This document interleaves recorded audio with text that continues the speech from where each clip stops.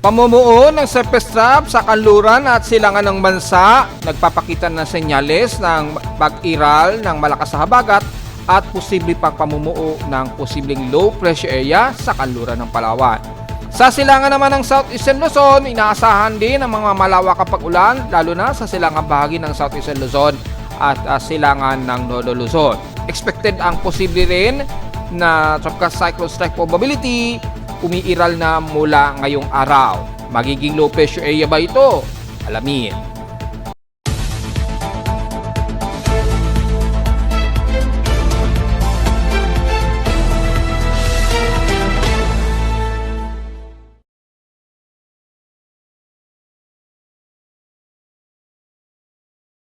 Hello, good morning mga folks. Welcome po muli sa ating daily weather bulletin at analysis para sa araw ng Huwebes, August 14, 2025. Ang oras sa ating boss point may maga, ilas 10:39 na o 40 na ng umaga.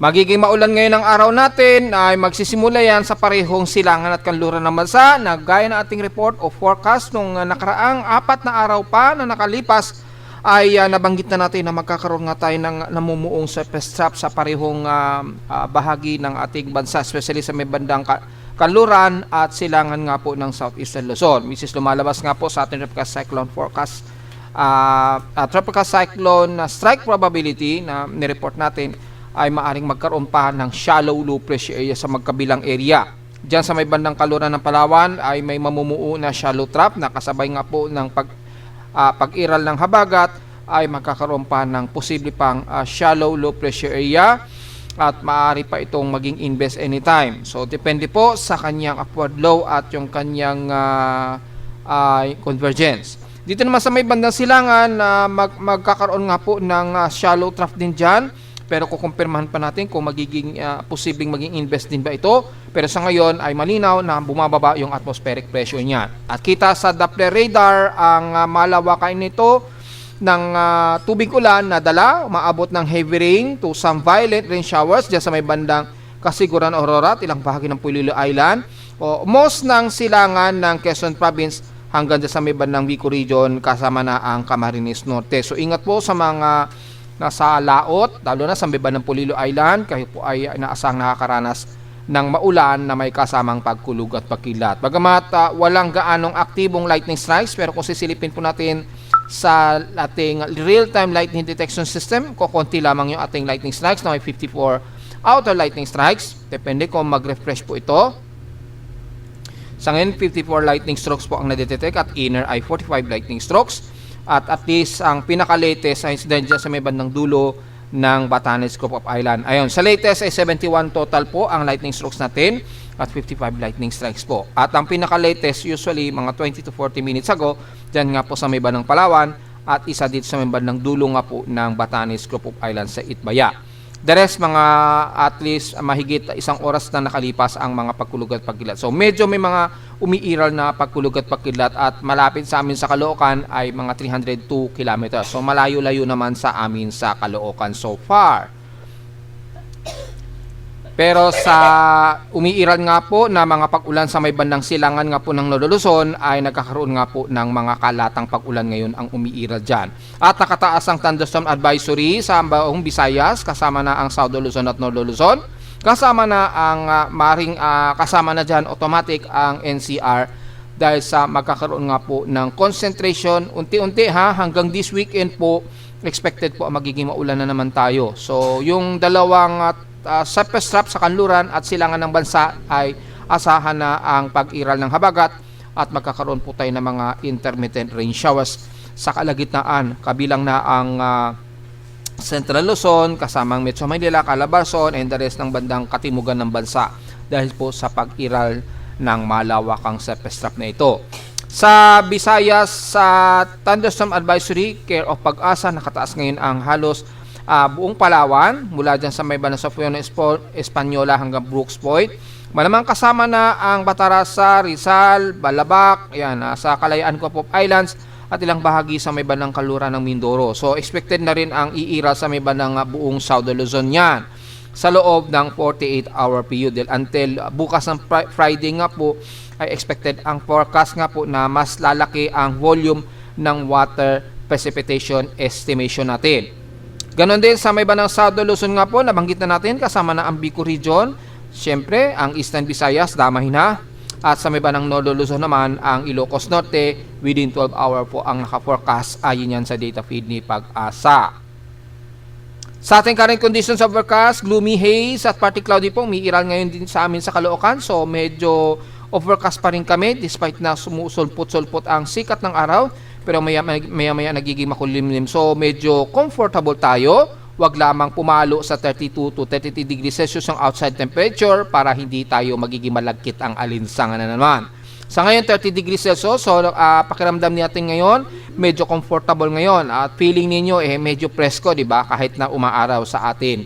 Dahil nga po ay mataas ang ating outside humidity pero mababa ang ating outside temperature. So, kailangan mga between 30 to 31 degrees Celsius lamang pababa ang dapat outside temperature natin. Pag pumalo na ng 32 degrees yan pataas, yan, maaalinsangan na naman tayo niyan. Asahan na malagkit na naman at nakakairitang init ang mararamdaman natin. So, yun po ang magiging take note natin dyan mga folks. Sa last operation na tala naka-weather station, kaninang 1:40 AM, nakapagtala kami ng lowest of 25.9 degrees Celsius. Pero kahapon, highest air temperature sa amin, 32.9 degrees Celsius. Kahapon ito ng hapon at 1:52 PM. So, mataas ang aming naging heat index pa rin na 44.8 degrees Celsius ang aming naging init pandama since kahapon. So, magiging forecast natin ng heat index ayon sa aking weather station as of 7:58 AM. Pinaka-highest so far namin, 37.8 degrees Celsius ang extreme caution heat index namin dito sa Caloocan. So, hintayin natin mag-load yung forecast mula sa ECMWF. So, makikita po sa heat index namin sa Caloocan, 39 degrees Celsius po ang expected forecast namin ngayong araw. So, halos magkapareho naman. So, tama na naman yung magiging forecast at extreme caution po ngayong 10 o'clock sa amin sa Caloocan. Pero sa maghapon, base dito sa forecast, mukhang uulanin kami dito sa Caloocan o sa NCR dahil mukhang mababa ang heat index namin ngayong araw. Base dito sa forecast, pinakamataas na ngayong 11 o'clock, 41 degrees Celsius daw ang pinaka-highest na magiging temperatura namin o heat index sa Caloocan Grace Park. Ibig sabihin mukhang uulanin tayo kung hindi man ngayong umaga ay baka sa hapon, kagaya po hapon na nagkaroon at least ng mga kalat-kalat na pag-ulan na may mga pagkulag at pagkilat na umiral sa amin sa Caloocan kahapon. Ibig sabihin lamang yan ay mukhang uulanin tayo ngayong araw na naman. So, okay yan, magiging comfortable just in case po dahil kitang-kita na mababa ang heat index namin ngayon sa Caloocan. Kung titingnan naman natin sa iba't ibang bahagi ng bansa ay mula Ilocos Norte ay nasa pinaka-highest 37 degrees Celsius lang din ang highest. Mukhang ulan din kayo dyan sa may bandang Ilocos Norte. So wala tayong magiging komento, walang maabot sa 40 degrees Celsius. Sa may bandang Tuguegarao, Cagayan. So 35 degrees Celsius po ang forecast niyo dyan sa may bandang Tuguegarao. So mukhang gloomy rin sa inyo dahil pinakamataas lamang ay 39 degrees Celsius ang highest air temperature niyo sa Tuguegarao. So mukhang magiging overcast din kayo ngayon o kasalukuyang makulimlim. So medyo maganda yan. Sa Santiago, Isabela naman, ang pinaka-expected na heat index ngayong umaga, 36 degrees Celsius. So mukhang inuulan din kayo dyan dahil base rito ay pinakamataas 38 degrees Celsius lang ngayong 11 and the rest mukhang mabababa na. So mukhang nakakaranas siguro kayo dyan ng mga kalat-kalat na ngayon ng mga pag-ulan. So wala tayong magiging komento. Sa bandang Dagupan, Pangasinan naman, 38 degrees Celsius po. Dito medyo mas maalinsangan. Umaabot ng 40 degrees Celsius ang highest ninyo ngayong 11 o'clock ng umaga. Pero the rest sa maghapon mukhang bababa. So magiging gloomy rin siguro kahit overcast at magiging makulimlim din. Sa Tarlac, Santa Luzon naman ay highest 36 degrees Celsius ngayong umaga. At papalo pa yan hanggang 42 degrees Celsius mamayang alauna po yan ng hapon. So mukhang medyo maaraw sa inyo dyan sa may bandang Tarlac. So wag po masyado magbibilad sa inyo dyan. Pero nakataas pa rin ang forecast sa inyo na kayo uulanin has. Pero isolated nga lang naman po ang iiral. So ibig sabihin po, tsambahan ang magiging pag-ulan po sa maghapon sa Central Luzon o sa Tarlac. Sa Batangas naman, Calabarzon ay nasa 37 degrees Celsius po ang inyong expected heat index at mukhang pinakamataas na 38 degrees. So mukhang magiging overcast and gloomy rin tayo dyan. Medyo makulimlim o maaaring nakakaranas kayo ngayon ng mga kalat-kalat na pag-ulan. So wala tayong masyadong problema. Sa San Jose Occidental, Mindoro naman ay nakakaranas ngayon kayo ng mga kalat-kalat na pag-ulan, so mababa ang heat index. Ganon din sa Palawan, so wala tayong magiging komento. Napakataas ngayon ng surface dyan, so napaka-gloomy ang paligid ninyo dyan. Sa bandang Cebu naman, Central Visayas, ay medyo katamtaman lang din, mababa. 33 degrees Celsius at highest ay 35 degrees Celsius ng 11 hanggang alas 12. So mukhang overcast and gloomy rin kayo dyan, nakakaranas ng mga pag-ulan. So lalo na sa bandang Mindanao ay mababa ang inyong heat index. So generally halos mabababa ang magiging heat index natin sa buong bansa, halos almost 80%. Ibig sabihin po, malinaw na may forecast po tayo na magiging maulan ang ating araw ng Huwebes. Medyo importante ang payong dahil magiging kalat-kalat po ang mga pag-ulan natin sa maghapon. Lalo na't may nagre-regenerate na ngayon na mga surface top dito sa may bandang Southeast Luzon at sa may bandang kaluran nga po ng bansa natin dyan sa may bandang Palawan. Medyo tumataas na po yung surface top dyan dahil may forecast nga po na mayroong shallow low pressure area. Posible pa nga pong mag-i-invest yan, natatalakayin natin maya-mayang konti lamang. Samantala, kung itatabi naman natin sa PX Extremes in past 24 hours, nangunguna ang hinatuan sa may pinaka-highest air temperature na 34.6 degrees Celsius na alinsangan. Despite na nagkakaroon ng mga pag-ulan sa may Eastern Mindanao, mataas ang naging air temperature ninyo dyan na halos 35 degrees Celsius. Sa lowest temperature sa Baguio, almost stationary at 17.2 degrees Celsius lamang ang naging maintained nila na lowest temperature. Sa Inulan at Itbayat Batanes, nakaranas sila ng grabing ulan, 76.6 mm. Well, obvious naman po yan since kahapon dahil mas malapit sa inyo ang sentro ni dating Bagyong Goryo. So, wala na po tayong question dyan dahil talagang kayo nga po at nakataas nga po ang Tropical Cyclone Wind Siglan number 1 o number 2 dyan sa baba ng dulo nga po ng Batanes Group of Island at nireport natin yan kahapon po. At ayan, umabot na nga sa 76 mm ang total rainfall. Dito sa amin sa Caloocan, total lamang kami na 6.6 mm na total rainfall, hindi na masama. So sa loob ng 7 araw, naka 41.7 mm na po kami. So in August, total rainfall namin 122.4 mm na po. Ang total rainfall, mababa pa po ito kumpara sa 350.2 mm pa ang difference from August average rainfall namin sa Caloocan. So, hindi pa ganun kalakasan ang naging ulan namin ngayong maghapon. Samantala, sa ating outside humidity, 83% po na highest concentration tayo ngayon na tumaas ng 3% since last hour. Nasa 1,008 hectopascals naman ang barometric pressure natin. Steady ito since last hour. So, medyo alanganing localized thunderstorms tayo sa NCR. Pero expected yan mamayang maghapon muli. At sa ating high tide and low tide status, may 2 oras mahigit pa tayo to maximum high tide pero pataas na po ang sea level. Kung i-double check po natin ang sea level ng ating high tide and low tide prediction sa Metro Manila, dyan sa Manila Bay, pinaka-highest ay 0.7 meters na po. So wala tayong magiging problema. Bahagya lamang o halos wala pa sa 1 meter ang taas ng sea level natin. 0.7 meters lamang. So, mukhang sa loob ng 2 hanggang 3 araw, mukhang mababa lamang ang pinaka-highest peak of high tide natin.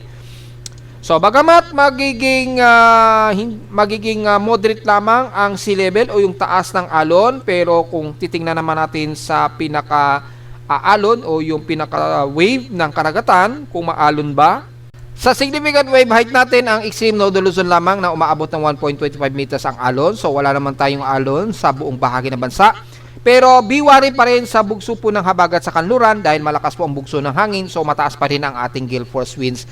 Ganon din sa may bandang silangan ng bansa. So alalay lamang po sa mga papalaot ngayon at lalo na sa may bandang West Philippine Sea ay mukhang pinutakti daw ng Chinese Coast Guard ang halos buong West Philippine Sea natin. Malamang sa nangyari daw na insidente siguro ng collision ng 2 PLAs at Chinese Coast Guard, mukhang nagalit yata ang mga Chinese kaya dumami daw yung mga PLAs dyan sa may bandang West Philippine Sea. So sa mga kababayan natin na mangingisda ngayon ay bukod sa medyo ingat po tayo sa pambubuli siguro ng mga Coast Guard dyan. At ingat din tayo sa magiging lakas ng alon o gale force winds na bugso po ng ating habagat na umiiral na ngayon dyan. So siguro naman malalaking bangka naman ang ginagamit natin ng mga mangingisda dyan. Dahil nakita ko sa mga balita ay may mga malalaking bangka ang ating mga mangingisda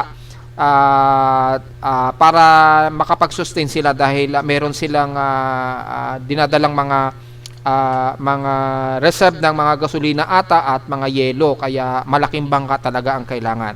Ingat na lamang po sa bugso po ng hangin at asahan niyo po mukhang magiging masama ang paligid diyan dahil po sa magiging maulan po ang paligid ninyo diyan ngayong araw dahil nagre-regenerate nga po yung shallow trough diyan sa kanluran ng bansa. So, nasa unhealthy po ang ating air quality ngayon. Nasa 110 index o 44 micrograms per cubic meter. Hindi po maganda ang ating air quality. So, magmas po tayo sa mga sensitibong mga baga, lalo na sa mga mahilig umubo dyan.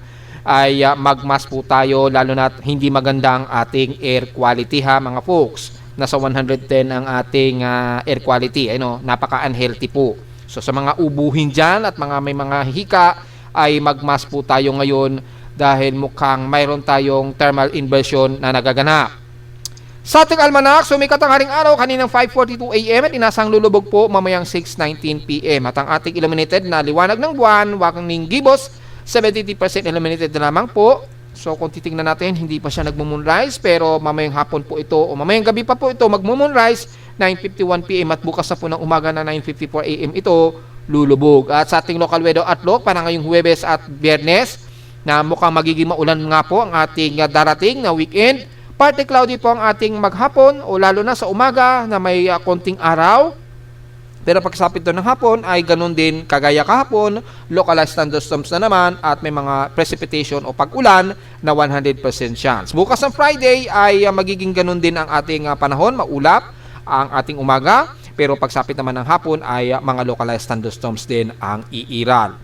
Highest and lowest na presyo expected, 31 degrees Celsius. And lowest na presyo expected ay nasa 24 to 26 degrees Celsius. So kung titingnan natin sa short-term weather forecast natin hanggang na this Sunday, mukhang maulan nga po ang iiral natin mula Biyernes hanggang Linggo po. Ayun, magiging maulan po ang ating weekend. So be ready na lamang po.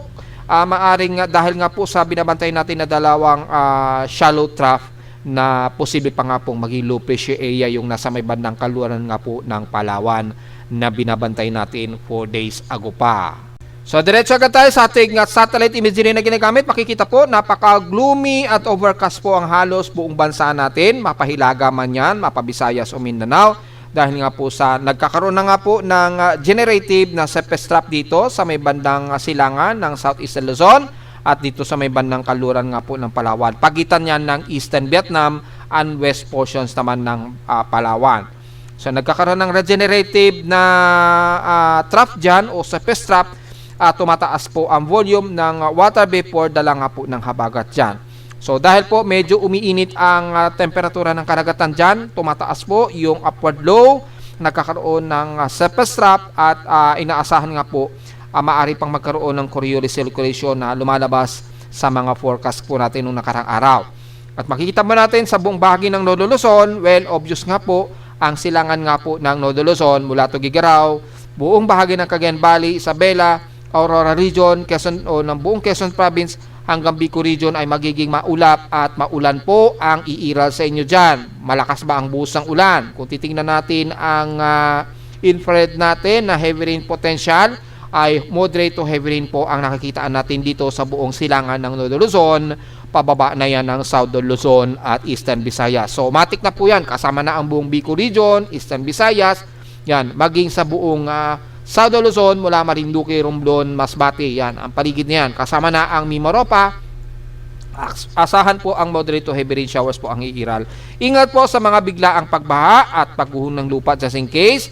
Maging sa buong bahagi ng kanluran ng Nodo Luzon, overcast gloomy po tayo mula Ilocos, Mapala Union yan, Mountain Province, Kalinga hanggang Nueva Vizcaya, Benguet hanggang dyan na yan sa Central Luzon, magiging overcasting gloomy tayo. So expected po mga kalat-kalat na pag-ulan na may pagkilat at pagkulog sa maghapon maging sa gabi. Ganon din sa may bandang Dagupan, Pangasinan, Zambales, hanggang dyan na yan sa may bandang Pampanga, Bulacan, kasama na ang Metro Manila at buong Calabarzon area nga po na binabanggit natin na very overcast po tayo. So expected na magiging makulimlim madalas ang ating himpapawid at expected ang maulap at kalat-kalat na mga pag-ulan na may pagkilat pagkulog sa maghapon maging sa gabi po. Importante pong payong at be watch out na lamang kung kayo ay nakakaranas ngayon ng heavy rain potential.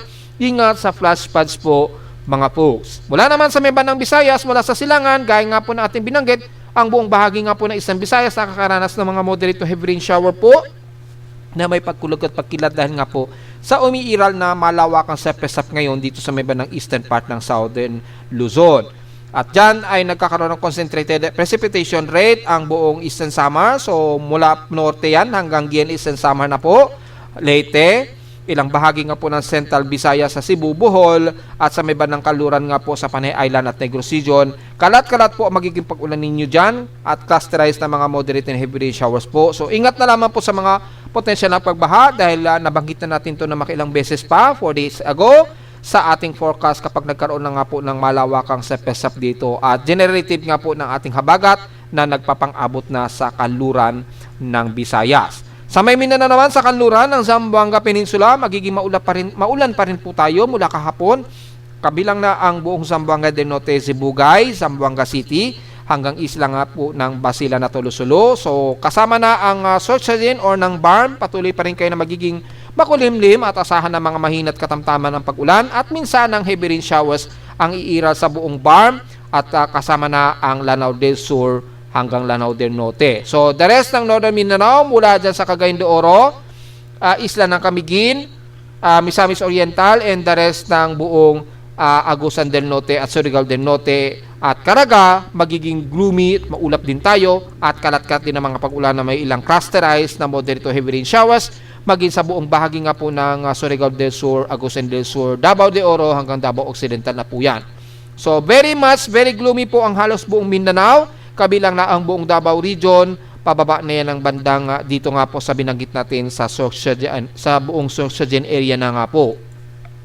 So ingat na lamang kung magkaroon ng mga heavy rain showers dahil magiging paminsan-minsan po ang mga heavy rain showers. Magiging madalas moderate o light rain showers ang madalas na iiral sa ngayon dito sa inyo dahil wala tayong nakikitaan sa ngayon na mga heavy rain potential dito sa buong main ng Mindanao, kabilang na ang buong Davao Region.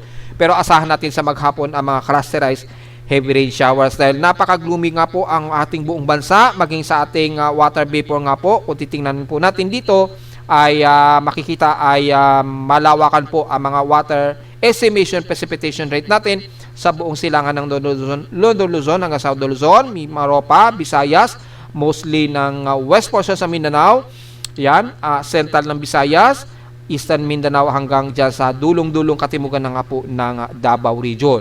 Napakataas po ng concentration, ibig sabihin nga po ay may potentially nga po na may surface trap na mabubuo dito sa may bandang Southeastern Luzon at west portions nga po ng Palawan. Nakikita natin ang forecast which is i-discuss natin yan sa susunod na video. At kung sisilipin natin ang computer-generated tropical cyclone sector, bagamat walang presensya tayo ng data, so gagamitin ngayon natin ang fail-proof data.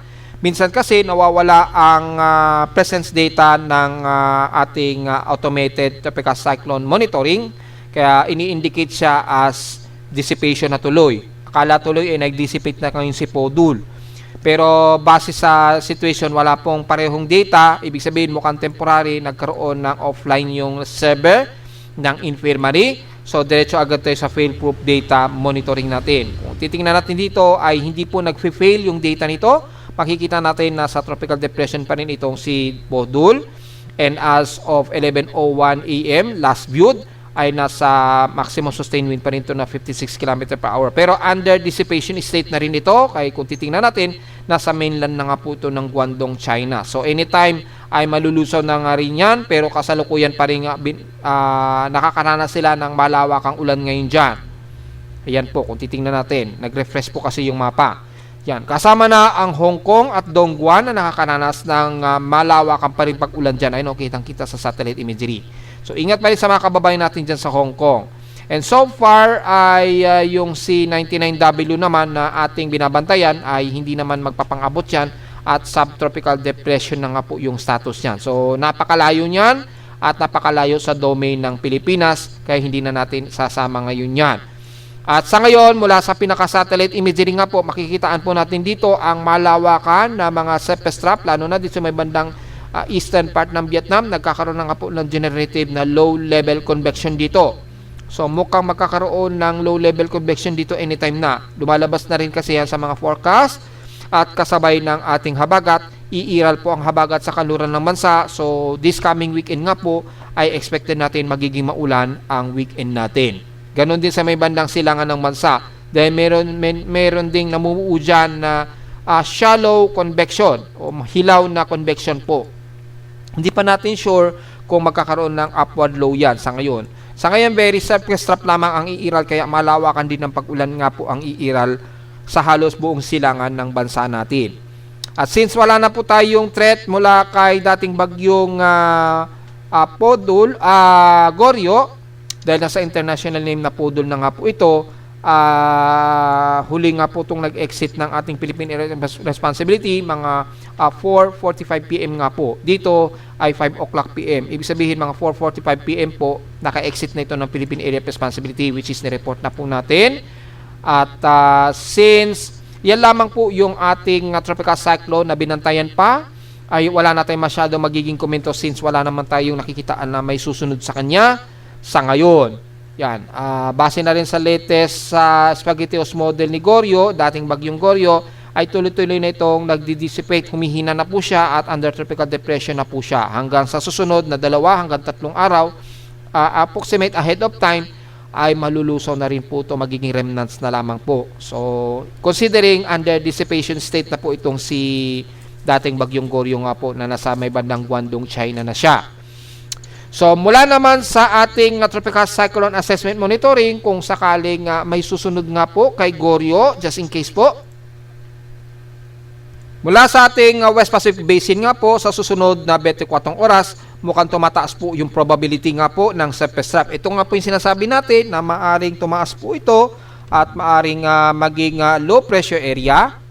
Yan, so kung maging low pressure area man ito, si Pag-asa na po makakapag-design yan or maaring itaas yan ng ating tropical cyclone sector. So, within or next 24 hours, malamang ay magkaroon tayo ng shallow low pressure area sa kanluran ng bansa, which is mataas na nga po at 25%, 20 to 25% po. Ngayon ay nasa at least 15% po yung development niya sa may bandang kanluran nga po ng bansa, kaya makakaranas po tayo talaga ng mga pag-ulan this coming weekend nga po. Mataas po yung pinaka probability niya na magkaroon tayo ng shallow low pressure area base dito at yung kanyang favorable convergence ay mataas na rin. So kasabay po kasi ng pag-iral ng habagat, sasabay din ang pagbaba ng atmospheric pressure. Ayan, kita naman sa pinaka convergence natin. Ayun, so very favorable na po yung hangin na medyo nagsisirculate na nga po dito o medyo nag-a-accumulate na. So dahil sa favorable po siya, may chance talaga itong maging isang shallow low pressure area. Mula naman sa pinaka-global spectral model natin ay makikitaan nga po natin dito ay ang kanluran ng bansa ay mukhang magkakaroon nga po ng low level convection sa may bandang kanluran bansa nga po, pero sa labas ito ng Philippine Area of Responsibility ayon yan sa data feed ng Japan Meteorological Agency. Kung titingnan natin ay by weekend nga po, this coming weekend nga po, ay magkakaroon ng enhance ng ating circulation sa kanluran at magpapairal ng malakas na ating habagat na magpapaulan sa halos buong kanluran ng bansa. So be prepare na lang po just in case po. At yung shallow convergence dito halos hindi naman masyado halata pa, hindi pa masyado nakikitaan na maaring magkaroon ito ng low level convection sa may bandang southeastern Luzon. So under observation pa rin po yan. At mula sa mean sea level pressure natin, makikita natin bumababa po yung atmospheric pressure dito sa may bandang kanluran ng bansa. At kung titingnan natin, maabot ng 1,006 to 1,004 hectopascals ang pinaka-circulation dyan. Ayun, 1,006 hectopascals to 1,004 hectopascals. So, dahil po dyan ay maaring pumasok siya sa pagiging invest niya. Depende sa pinaka-vertical wind shear na tumatama pa rin sa kanya. May influence pa rin ng vertical wind shear at yung pinaka-trough dito na sumasalubong dito sa may bandang hilagang bahagi ng China. So, depende po yan kung magtutuloy-tuloy po yan, pero ang maliwanag lamang dito ay magpapairal ito ng habagat at magpapaulan sa kanluran ng bansa. Starting yan bukas hanggang this whole weekend, either hanggang Sabado hanggang Linggo po, babantayin po natin ito mga folks. Pero yung nasa may bandang silangan nga po ng Southeastern Luzon, sa ngayon ay hindi masyado organized yung nakikita na sirkulasyon dito. Ang malinaw lamang dito sa may bandang kanluran ng bansa. Mula naman sa tropical cyclone strike probability natin ay mataas nga po, maabot na nga po ng 50 to 60% yung probability na magkakaroon tayo ng shallow low pressure area sa may bandang kanluran ng bansa. So probably ay nasa labas ito ng PAR, hopefully hindi ito pumasok ng ating Philippine Area of Responsibility at magdadala ito ng malawakang pag-ulan mula dyan sa buong Mimaropa area, Southern Luzon, kasama ang Metro Manila at buong Northern Luzon. Naglalaro sa 10%. Ang kasalukuyang forecast nito starting yan August 16 po. So Sabado yung nakikitaan dito na forecast. So baka bukas pa lamang magkakaroon na ng progress. So ready na lamang mga folks. At pagsapit naman ng August 17 mga linggo ay kung titingnan po natin yung latest, yan, so makikita po umaabot na sa 70% yung tropical cyclone strike probability. So posible po itong maging invest anytime at itaas na ating tropical cyclone sector. Kung hindi man ay magiging shallow trap yan, pero posible pa rin itaas yan ni Japan Meteorological Agency within 48-hour period. Posibleng itaas yan na active low pressure area or less shallow low pressure area dito sa bibadang kanluran nga po ng bansa. So magkakaroon po tayo ng effectivity of rainfall dyan hanggang this weekend po sa binanggit natin sa kanluran ng bansa. Siyempre kasama ang Metro Manila. Sa may bandang silangan naman ay tataas lamang yung surface trap pero hindi nakikitaan na magkakaroon ito ng further development. So ang pinaka-concentration lamang natin dito sa may bandang kanluran ng bansa. So dito malamang surface trap lamang ito na magdudulot din ng pag-ulan sa silangan ng Northern Luzon, pababa na yan ang Southern Luzon area. Hanggang this coming Sunday na nga po yan. Malinaw yan sa tropical cyclone strike probability na ating ginagamit courtesy of ECMWF. At mula naman sa ating computer models naman, malinaw naman po na dito ayon kay GFS ay may forecast din na mabubuo nga po itong low pressure area sa may bandang kanluran ng bansa. Pero dito alanganin pa sa may bandang southeastern nga po ng Luzon. Pero yung trap niya ay magdudulot pa rin niya ng malawakang pag-ulan kasabay nga po ng habagat na magpapaulan sa kanluran ng bansa po. Ayun, kitang-kita naman po yan. August 16 din na pinapakita, ibig sabihin Sabado. So kung i-previous pa natin yan by August 16 bukas, mukhang magiging maulan-ulan na rin tayo dahil mataas na po yung surface trap na nag-accumulate dito sa kanluran ng bansa. Ganon din sa silangan ng southeastern Luzon. Ayun, mataas po. So mula kay ECMWF naman, ang nakikitaan sa ngayon ay yung low pressure area o posibleng low pressure area nga po dito sa may bandang kanluran ng bansa natin. Alanganin siya kung sa loob o sa labas ito ng Philippine Area of Responsibility. So obserbahan natin to sa loob ng 48-hour period po. Pero malinaw lamang dito ay low pressure area siya. So mataas ang potential na itaas talaga yan ni Pag-asa o ni Japan Meteorological Agency bilang low pressure o invest low pressure area. So be ready na lamang sa pag-ulan dala po ng habagat. Dahil kitang-kita na kay ECMWF yung magiging epekto kasama ang Metro Manila at the rest ng west portions ng Northern Luzon this whole weekend. At wala naman kay NAPGEM na mas aggressive po yung forecast nila.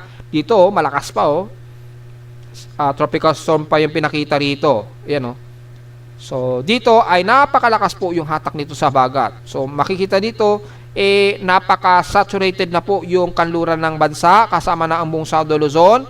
Mimaropa nga po, umaabot pa nga po sa may bandang west portion sa ng Visayas yung malawakang saturation na to. Ayon yan sa forecast ni NAPGEM. So, tingnan pa rin natin pero ang maliwanag lamang dito ay may mataas na confidence na magkaroon ng low pressure area dito sa kanluran ng bansa. Dito, either sa labas o sa loob ng ating Philippine Area of Responsibility yan.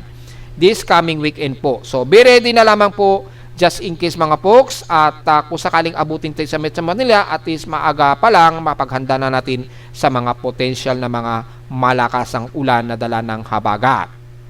So mula sa ating ulat din doon, so far medyo noisy na naman aking seismograph. So static na naman to sa konsumo ng kuryente malamang, pero so far mula kaninang umaga mayroong mga minor earthquakes na detect dito. Ayun bandang 6:30 o 6:29 AM. At meron kagabi, hating gabi po ito, meron din, ayun mga 12:49 a.m. ng madaling araw kanina. So kung titingnan natin sa short period seismogram CP box, meron nga po kaninang 1:05 a.m. po ito. Naganap na naman ito sa may bandang Jose Abad Santos, Davao Occidental. Magnitude 4.1 po ito. So hindi ito na-detect ng aking seismograph dahil napakababa. Yun, wala, hindi na-detect. So ibig sabihin ay yung magnitude 4.1 na ito na may lalim na 82 km depth na naganap dito sa bandang Davao Occidental na naman ay nasa magnitude 4.1 po ito. So hindi ito umabot sa Luzon, pero at least meron tayong isang magnitude 4 plus na namataan. After nyan, wala namang sumunod sa kanya. So maaring minor lamang na pagyanig ito na na-detect. At kung titingnan natin dito, halos wala So ibig sabihin, posibleng nasa outside ito ng ating bansa. So silipin natin ang ating World Seismic Monitoring. Tingnan natin yung pinaka-latest kung mayroong output. At mukhang wala ring output. So wala tayong latest data. Medyo naka-offline yata. So parehong wala tayong data sa ngayon. At wala tayong mere-report for international seismic networking natin. Pero kung titingnan naman natin sa pinaka-nearby natin sa Caloocan, which is aktibo mula sa USGS, ay wala naman. Pero meron dito, ayun, magnitude 5.9. Kung titingnan natin dito, test day pa po ito naganap So matagal na po pala itong data na ito. Pero kung makikita dito, wala namang masyadong malakasan ng mga pagyanig, maliban na lamang sa magnitude 4.6. Yan. Na nangyari diyan sa may bandang katimukan ng bansa. Pero wala tayong nadedetect dito na mas latest. So kung bibilangin natin ang total earthquakes ngayong araw, kung nakakailang total earthquakes na tayo for the month of August, since wala naman tayong masyadong malakasan na pagyanig na nadedetect so far.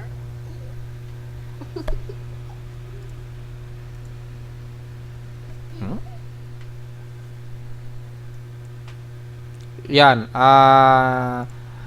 Ang total earthquake natin ngayon nasa 440 total earthquakes, 427 dito sa magnitude 2.0 pataas, 11 sa magnitude 4.0 at dalawa pa rin ang ating magnitude 5.0. So kukunti pa lamang ang ating total earthquakes pa rin, pero malawakan ang cluster ng earthquake natin sa may bandang katimugang bahagi ng bansa, sa may bandang southeastern pa rin ng Visayas at Mindanao. So mas ingat pa rin tayo dyan mga folks, pero sa bandang South Luzon at North Luzon, wag natin baliwalain, the more na mas tahimik po yan, ay may potentially na isang araw na lamang baka biglang mag-release ng mas malakas na pagyanig ang ilang bahagi dyan sa may bandang Luzon po. So wag natin babaliwalain kung masyadong tahimik po yung mga pagyayanig natin dyan sa Luzon po mga folks ha. So take note yan palagi. Yan. So wala naman tayong masyadong maiko-comment masyado rito dahil wala namang masyadong nadadagdagan tayo na malalakas na mga pagyanig at halos kukonti pa rin na wala pa sa 500 ang ating total earthquakes na sa ngayon 440 pa lamang ang total earthquakes natin sa bansa. At narito naman ating 3-day to weather forecast para sa araw ng Huwebes, August 14, 2025.